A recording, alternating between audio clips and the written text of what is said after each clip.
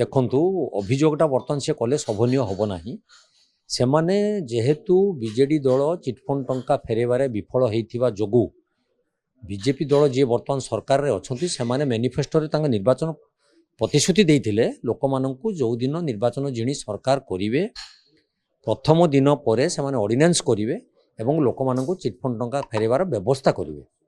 ତିନିଟି ଅଧିବେଶନ ପଳେଇଲାଣି, ଗୋଟେ ବର୍ଷ ଅତିକ୍ରାନ୍ତ ହୋଇସାରିଲାଣି। ବିକାଶର ବାର୍ତ୍ତା ମଧ୍ୟ ସଭା ସମିତି କରିକି ବାଣ୍ଟି ସାରିଛନ୍ତି।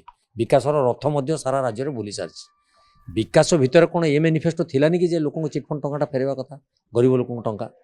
ତେଣୁ କୌଣସି ଲୋକଙ୍କୁ ଗୋଟେ ଏପର୍ଯ୍ୟନ୍ତ ଟଙ୍କା ଫେରି ନାହାନ୍ତି। ଆଉ ଗୋଟେ ସମ୍ବାଦ କର୍ଣ୍ଣଗୋଚର ହେଇଛି 2-3 ଦିନ ପୂର୍ବରୁ ଦୃଷ୍ଟିକୁ ଆସିଛି ଯେ ବଡ଼ ବଡ଼ ଜମାକାରୀ ଯେଉଁମାନେ ଥିଲେ ତାଙ୍କୁ ସେ ଟଙ୍କା ଫେରସ୍ତ ହୋଇପାରିବ ନାହିଁ ବୋଲି ଗୋଟେ ବିବୃତ୍ତି ମଧ୍ୟ ଆସିଛି।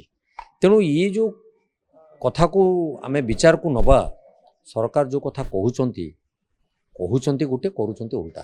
ଟଙ୍କା ଫେରେଇ ସାରନ୍ତୁ, ତାପରେ ଲୋକମାନଙ୍କୁ ବା ବିବୃତ୍ତି ଦେଲେ ସେ କଥା ଗ୍ରହଣଯୋଗ୍ୟ ହୋଇପାରିବ।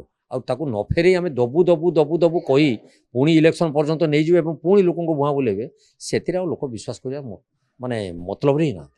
କେତେବେଳେ କିଏ କ'ଣ ବିବୃତ୍ତି ତାଙ୍କ ସରକାରରେ ଦେଉଛନ୍ତି ସେ ନିଜେ ବି ବୁଝି ନାହାନ୍ତି, ବୁଝି ବି ପାରୁନାହାନ୍ତି।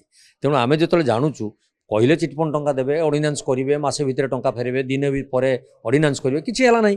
ତ ଏବେ ଗୋଟେ ବର୍ଷର ବିକାଶର ବାର୍ତ୍ତା ବାଣ୍ଟି ସାରିଛନ୍ତି, ତ ସେ ଉତ୍ତର ସିଏ ଦେବେ କ'ଣ ପାଇଁ ଏ ଜିନିଷ ହେଇନାହିଁ। ଆମେ ତ ପ୍ରଶ୍ନ କରୁଛୁ ତାଙ୍କୁ, ଆପଣମାନେ ଯଦି ପ୍ରକୃତରେ ଲୋକଙ୍କ ଟଙ୍କା ଫେରିଛନ୍ତି ତାର ଶ୍ଵେତପତ୍ର ପ୍ରକାଶ କରନ୍ତୁ। କିଏ କିଏ ଲୋକ ପାଇଲେ, 5 ଲକ୍ଷଙ୍କୁ ଦେଲେ କି ଲକ୍ଷକିଆଙ୍କୁ ଦେଲେ କି 2 ଲକ୍ଷକିଆଙ୍କୁ ଦେଲେ ବା କାହାକୁ ଦେବେ ନାହିଁ ବା ଦେଇନାହାନ୍ତି, ସତ କଥା କୁହନ୍ତୁ, ଲୋକ ଜାଣନ୍ତୁ ଯେ ପ୍ରକୃତ କଥା କ'ଣ ଅଛି।